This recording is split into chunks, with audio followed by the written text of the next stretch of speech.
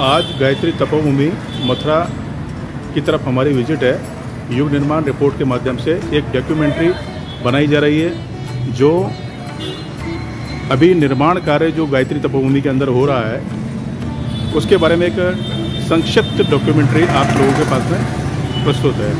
ये जैसा कि आप जानते हैं कि गायत्री तपोभूमि का एक मुख्य द्वार है जिसके अंदर एंट्री है और यहीं से कंस्ट्रक्शंस शुरू हो रहा है, जिस कंस्ट्रक्शन के बारे में मैं आज आपको बताऊंगा। देखिए कितना भव्य कंस्ट्रक्शंस यहाँ पर हो रहा है। ये सीढ़ियाँ हैं और मैं स्टेप टू स्टेप आप लोगों को बताऊंगा कि ये किस तरीके से कंस्ट्रक्शन और किस तरह से एक भव्य मंदिर के निर्माण की रूपरेखा बनाई जा रही है। ये वो सीढ़ियाँ हैं जिसके ऊपर से जब पूरा कंप्लीट हो जाएगा तो बनकर वो सीधे सीधे ऊपर जाएंगे। इस सीढ़ियों के माध्यम से आगंतुक और प्रार्थना करने वाले जितने भी प्रार्थी शिवरार्थी हैं वो सब ऊपर जाएंगे। आइए हम ऊपर प्रस्थान करते हैं।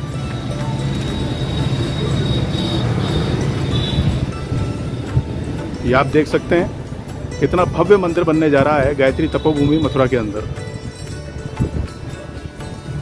और इसके अगल में अगर इसके आसपास देखेंगे तो ये ज्ञान मंदिर का केंद्र है जहाँ पर पुस्तक लाइब्रेरी है। यहाँ पर साहित्य बिक्री केंद्र और इधर अगर उल्टे हाथ की तरफ देखें तो ये ऑफिस का प्रांगण है। ये ऑफिस का प्रांगण है। आइए हम नव निर्माण की ओर चलते हैं। ये सीढ़ियाँ हमारी यहाँ पर आकर ख़त्म हो जाएंगी और आप ये दो तरह के गुंबज देख रहे हैं, एक पहला गुंबज और इसके बाद में ये दूसरा गुंबज। ये इसके बाद में दूसरा गुंबज है, ये दूसरा गुंबज, ये दूसरा बड़ा गुंबज है और ये जो है ये पहला गुंबज। ये छोटा गुंबज है और ये बड़ा गुंबज है। ये बड़ा जो गुंबज है इसी के नीचे मंदिर की स्थापना होगी जहाँ पर युद्ध स्तर का काम चल रहा है। देखिए कितना भव्य तरीके का काम चल रहा है, ये आप देख सकते हैं।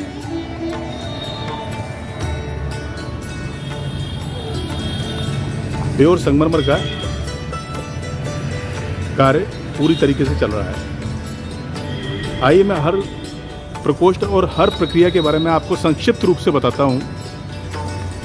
ये जो बड़ा गुंबज है, इस बड़े गुंबज के नीचे ये जो तीन प्रकोष्ठ आपको दिख रहे हैं, 1, 2 और 3, इन तीनों जगह पर जैसे कि मंदिर नीचे बीच में गायत्री माता, वेद माता गायत्री, इधर बाईं तरफ अपने परम पूज्य गुरुदेव और दाहिनी तरफ अपनी वंदनीय माता जी, उनकी मूर्ति को प्रतिष्ठित किया जाएगा। ये 3 प्रकोष्ठ और इनके ऊपर छतरियां बनाई जाएंगी। और जैसा कि आप देख रहे हैं एक बगल में गुंबज और है। देखिए ये जो गुंबज है, ये जो प्रांगण है, इस प्रांगण के अंदर जैसा कि यहाँ के प्रमुख वरिष्ठ कार्यकर्ताओं ने बताया है, यहाँ पर प्रखर प्रज्ञा और सजल श्रद्धा की समाधि स्तर जो इस तरह की है। जो ये समाधि आप देख रहे हैं, ये जो समाधि आप देख रहे हैं, ये जो आप समाधि देख रहे हैं परम पूज्य गुरुदेव की प्रखर प्रज्ञा सजल श्रद्धा की, वो समाधि इस स्तर पर आकर, इस जगह पर आकर प्रतिष्ठित होगी। ये इस गुंबज के नीचे और यहाँ पर एक विशाल गुंबज का निर्माण होगा। ऊपर से कवरेज किया जाएगा, संभवतः जैसे शांति कुंज के अंदर है उसी तरीके से यहाँ पर भी किया जाएगा। इस तरफ बाईं ओर यहाँ पर प्रखर प्रज्ञा और सजल श्रद्धा की ये समाधि को बनाया जाएगा। आइए हम इधर की तरफ चलते हैं। ये पीछे आप जो देख रहे हैं एरिया, इसके बारे में मैं आपको कुछ बताता हूँ। आइए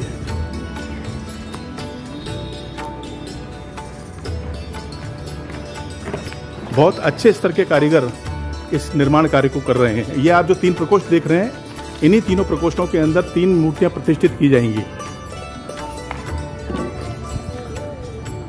और देखिए ये जो सामने आपको दिख रहा है, ये सामने जो हॉल दिख रहा है जिसका रास्ता इधर से ही गया हुआ है। देखिए सबसे बड़ी बात इसके अंदर ये है कि पूरा की पूरा मंदिर एक तरफ होकर पूरा जुड़ा हुआ है। और ये जो आप पूरा क्षेत्र देख रहे हैं, ये वाला, इस क्षेत्र के अंदर आप यहाँ पर जैसा कि वरिष्ठ कार्यकर्ताओं ने बताया गया है कि यहाँ पर 24 गायत्री शक्ति की मूर्तियां प्रतिष्ठित की जाएंगी। देखिए कितने भव्य सोच है कि यहाँ पर पूरी की पूरी ऊपर प्रथम तल पर गायत्री, वेद माता आदि शक्ति के 24 रूप और 24 रूप की 24 शक्तियों की 24 मूर्तियां प्रतिष्ठित की जाएंगी इस एरिया के अंदर। देखिए आइए, ऊपर से वेंटिलेशन कूलिंग का पूरी और लाइटिंग के लिए ये देखिए कितना अच्छा पूरा प्रदर्शन किया हुआ है। ये देखिए, ये पूरा काफ़ी बड़ा प्रांगण है जिसके अंदर गायत्री वेद माता आदि शक्ति की 24 मूर्तियां प्रतिष्ठित की जाएंगी। ये देखिए,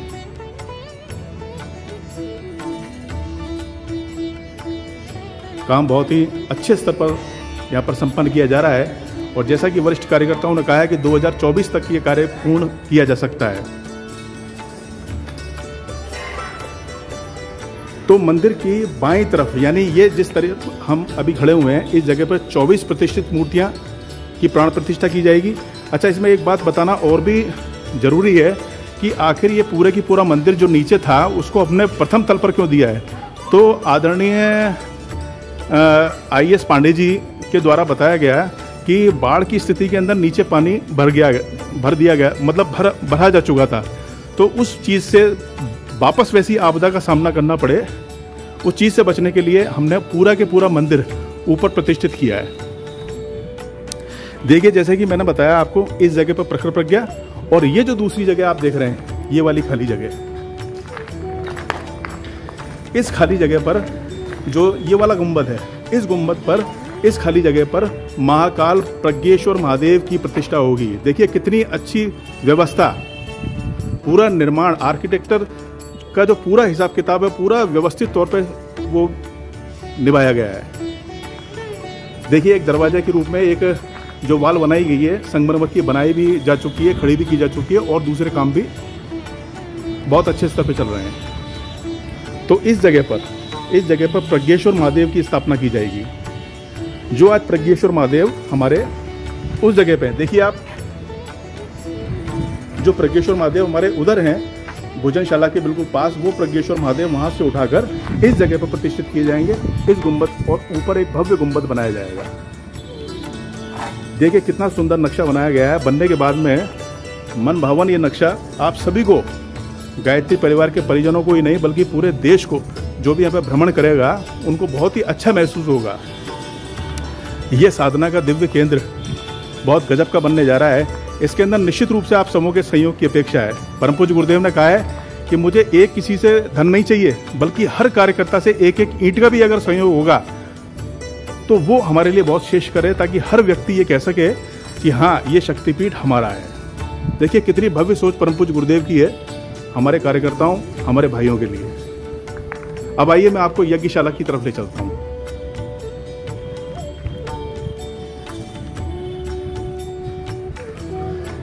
देखिए, संगमरमर की काफ़ी कलात्मक जो पत्थर हैं वो आ चुके हैं, और जैसा कि आपने यहाँ का व्यू देख ही लिया, ये वाला प्रांगण महाकाल प्रज्ञेश्वर महादेव का, और ये वाला प्रांगण जो आगे ठीक इसके जस्ट सामने वो प्रखर प्रज्ञा और सजल श्रद्धा का, और जो बीच का एरिया है वो हमारा त्रिमूर्ति का, यानी आदिशक्ति गायत्री, परम पूज्य गुरुदेव और परम वंदनीय माता जी। ये तीन प्रकोष्ठ, और इसके बाद में ये वाला क्रम जो शुरू होगा वो पूरा की पूरा यज्ञशाला के लिए होगा। मित्रों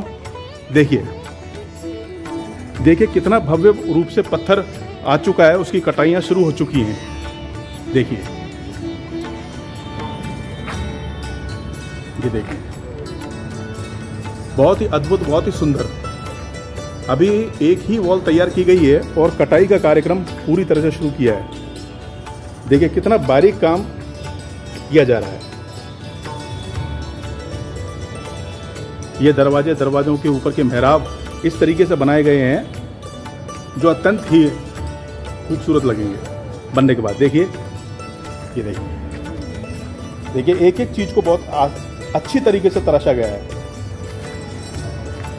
जब भी देव कार्य होता है तो देव कार्य के अंदर इसी तरीके की, ये देखिए किस तरह से पत्थर की कटिंग की गई है, और ये पत्थर की कटिंग पूरी तरीके से ये जितनी भी खाली जगह दिख रही है, जैसे इसको भरा गया है उसी तरीके से इन तमाम सारी जगहों को भरा जाएगा।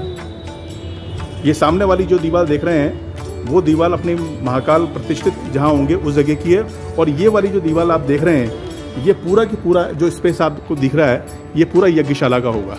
और यज्ञशाला का ऊपर का आप देख सकते हैं कितना अच्छा वेंटिलेशन का है, यानी जो भी यज्ञ का धूम्र जो औषधियों से युक्त है वो जो भी ऊपर जाएगा वो इन वेंटिलेशनों के माध्यम से बाहर निकल जाएगा, पूरे वातावरण में फैल जाएगा। कितना बढ़िया आर्किटेक्चर बनाया गया है, ये देखिए।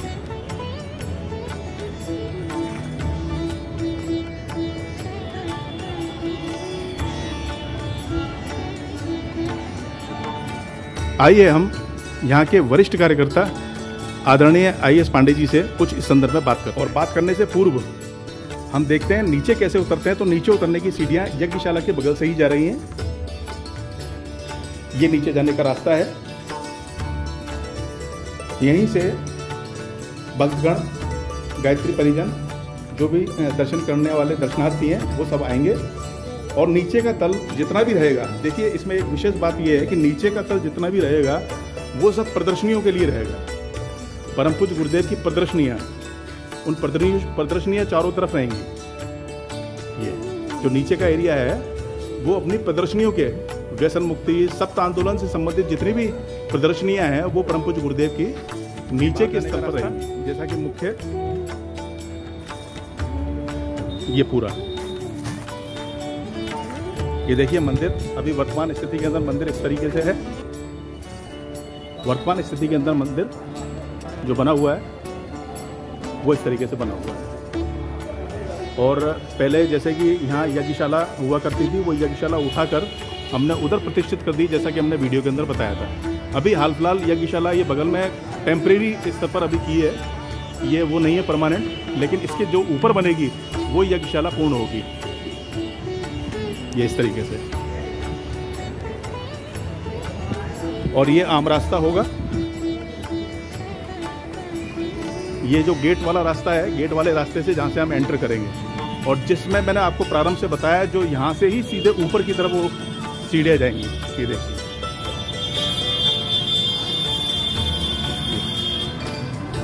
ये अपना मुख्य द्वार है, और इस मुख्य द्वार से सीधी ये सीढ़ियाँ इस तरीके से जाएंगी।